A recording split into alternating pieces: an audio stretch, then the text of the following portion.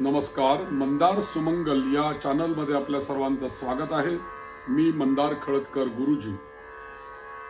वेगवेगळ्या विषयांवर आपण माहिती घेत असतो, चर्चा करत असतो.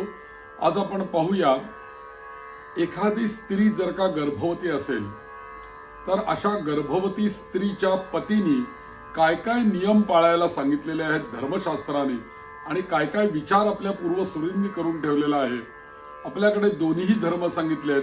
एक गर्भिणी धर्म पण सांगितलेत. गर्भिणीने कसं 9 महिने पोटामध्ये मूल असताना काय काय आचरण करावं हे सांगितलेलं आहे. तसंच आपली जर का पत्नी गर्भवती असेल तर अशा गर्भवती स्त्रीच्या पतीने काय काय नियम पाळले पाहिजेत याचा विचार आपल्या धर्मशास्त्राने केलेला आहे. तो काय आहे तो आपण पाहूया. गर्भिण्या यत अभिलषितम तत्पतीना दातव्यम अन्यथा दोष श्रवणात, असं एक वचन मिळतं. म्हणजे गर्भवतीला जे आवडेल ते पतीने तिला द्यावं असं सांगितलेलं आहे. आणि असं जर का नाही केलं तर त्याचा दोष आहे असं सांगितलेलं आहे. आणि ते दोष काय आहेत ते आपण पुढे पाहूया. दोहदस्या प्रदानेन गर्भो दोषमवाप्नुयात वैरूप्यम निधनंचापि तस्मात् कार्यम स्त्रिया प्रियम, असं याज्ञवल्क्य मुनी म्हणतात. याज्ञवल्क्य मुनी म्हणतात की हे पहा, आपली जर का पत्नी गर्भवती असेल तर तिचे डोहाळे हे पुरवावेच असं सांगितलेलं आहे. आणि डोहाळे पुरवले नाहीत तर काय होतं, तर डोहाळे न पुरवल्यामुळे त्या गर्भाला दोष उत्पन्न होतात. म्हणून आपल्याकडे जे काही अनेक महोत्सव केले जातात गर्भवती स्त्री घरामध्ये असताना, त्याच्यामध्ये डोहाळे जेवण आवर्जून केलं जातं. मग ते झोपाळ्यावर बसून नौकेमध्ये उभं करून धनुष्यबाण हातामध्ये देऊन कृष्णाचा वेश करून वगैरे वगैरे अगदी स्त्रिया नटून तटून सगळ्या गोष्टी करत असतात. त्या स्त्रीला जे आवडतील ते पदार्थ तिला विचारून केले जातात आणि ते तिला आवर्जून खायला दिले जातात. का तर त्याचा उत्तम परिणाम आपल्या गर्भस्थ शिशूवरती व्हावा अशी प्रत्येकाची इच्छा असते. आणि म्हणून डोहाळे पुरवले जातात.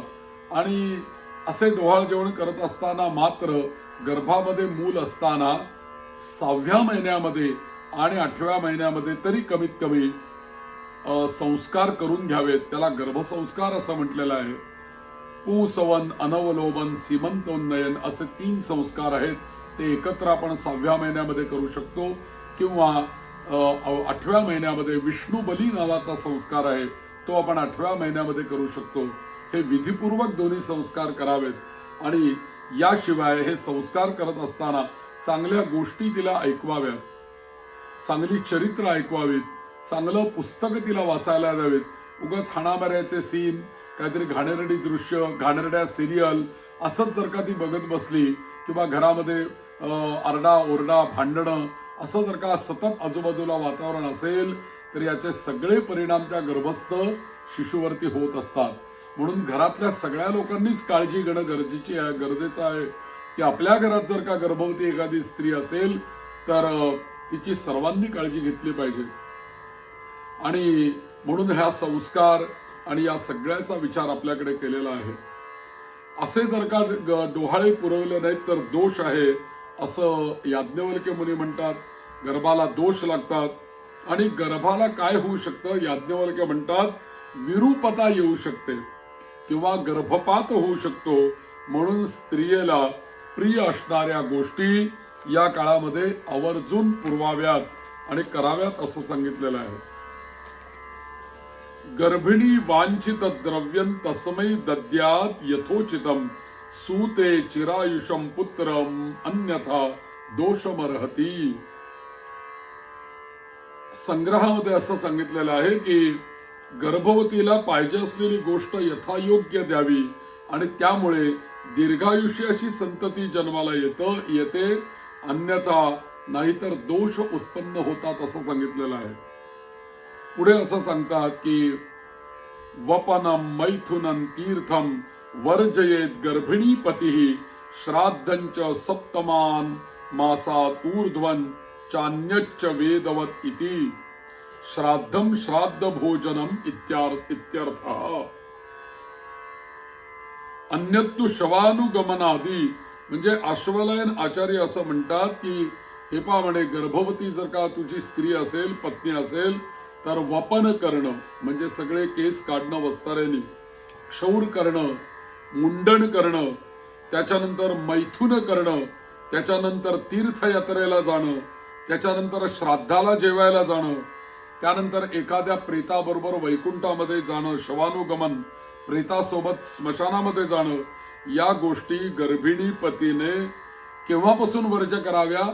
7व्या महिन्यापासून त्या वर्ज कराव्यात असं सांगितलेलं आहे. म्हणजे 7व्या, 8वा, 9वा या 3 महिन्यामध्ये या गोष्टी करायच्या नाहीत असं सांगितलेलं आहे. वपन करायचं नाही, मैथून करायचं नाही, तीर्थयात्रा करायची नाही, श्राद्ध भोजन करायचं नाही आणि प्रेताबरोबर वैकुंठात जायचं नाही. या गोष्टी 7व्या महिन्यानंतर आवर्जून पाळाव्या असं सांगितलेलं आहे. क्षौर शमानुगमनम नख कर्तनंच युद्धंच वास्तुकरणं त्वति दूरयानम उद्वाहम अंबुधि जलस्नपनो पयोगमायुः क्षयं भवति गर्भिणी कापतीनाम. मुंडन, शवानुगमन, नख कापणं सुद्धा बरं, लढाई करणं, घर बांधणं, लांब प्रवास करणं, विवाह करणं, समुद्र स्नान करणं, या सर्व गोष्टी गर्भिणी पतीचे आयुष्य क्षीण करतात. म्हणून या काळामध्ये त्यांनी या गोष्टी करू नयेत असं सांगितलेलं आहे. म्हणजे शवानुगमन तर सांगितलं, नख सुद्धा कापायचे नाहीत, लढाई करायची नाही, घर बांधायचं नाही, लांब प्रवासाला जायचं नाही, विवाह करायचा नाही किंवा समुद्र स्नान करणं, या गोष्टी टाळायला सांगितलेल्या आहेत. क्षौरंच सागर स्नान न कुर्यात गर्भिणी पतीही कृतवान्यति चेत तस्याः प्रजा भवति न ध्रुवम. आता गर्भिणी पतीने जर का मुंडन आणि समुद्र स्नान या गोष्टी केल्याने होतं काय, तर संतती स्थिर राहत नाही असं सांगितलेलं आहे. जिचा गर्भ प्रामुख्याने व्यक्त झालेला आहे तिच्या पतीसाठी हे सगळे नियम आहेत. साधारणपणे 3ऱ्या महिन्यामध्ये सध्याच्या काळात सोनोग्राफी नंतर गर्भ आपल्याला कळतो, व्यक्त होतो. अशा वेळेला हे सगळे नियम प्रसूती होईस तोपर्यंत ते पाळायला सांगितलेले आहेत. आणि काही लोक म्हणतात की सीमंतोर्ध्वम, सीमंत संस्कारानंतर या नियम पालनाची आवश्यकता आहे किंवा प्रसक्ती आहे असं म्हटलेलं आहे. तरी जरी गर्भिणी पतीसाठी क्षौर, शवानुगमन, पिंडदान इत्यादिकांचा निषेध असला तरीही काही ग्रंथांमध्ये असं म्हटलेलं आहे, सादृश्यते अवश्य कार्यम. या वचनानुसार जिथे या गोष्टी सर्व गोष्टी करणं आवश्यकच आहे त्या ठिकाणी अशौच प्राप्तीनंतर क्षौराशिवाय अशौच निवृत्ती होत नाही. याकरता आईवडिलांच्या निधनानंतर पिंडदान, क्षौर इत्यादी वर्ज सांगितलेल्या गोष्टी या सुद्धा आपल्याला कराव्या लागतात. अपवादाने त्या अवश्य कराव्यात. आता ठीक आहे, मुंडन करायचं नाही किंवा क्षौर करायचं नाही, पण आता आपल्या आईवडिलांचा जर का मृत्यू झाला तर हे करायलाच पाहिजे, त्याशिवाय ते कर्म पूर्ण होत नाही. आईवडिलांचं श्राद्ध जर का असेल किंवा प्रेतक्रिया असेल तर पिंडदान हे केलंच पाहिजे. मग ते आवश्यक आहे, ते आवर्जून करावं असं सांगितलेलं आहे. थोडक्यात काय तर याप्रमाणे गर्भवतीच्या पतीने या सगळ्या नियमांचं पालन करावं असं महत्वाची गोष्ट आपल्याकडे सांगितलेली आहे. म्हणजे पतीच्या आचरणावरती होणाऱ्या बालकाचं सुद्धा हे अवलंबून आहे, एक उत्साह आणि एक अस्तित्व अवलंबून आहे. म्हणून त्या पती करता काही नियम जे काही आपल्याकडे धर्मशास्त्राने सांगितले ते त्या नियमांचा विचार या छोट्याशा व्हिडिओमध्ये आपण केलेला आहे. असेच माझ्या या यूट्यूब चॅनलला जोडलेले राहा. जे जे व्हिडिओ आपल्याला आवडतील ते जरूर लाईक करा आणि आपल्या परिवारामध्ये शेअर करत राहा.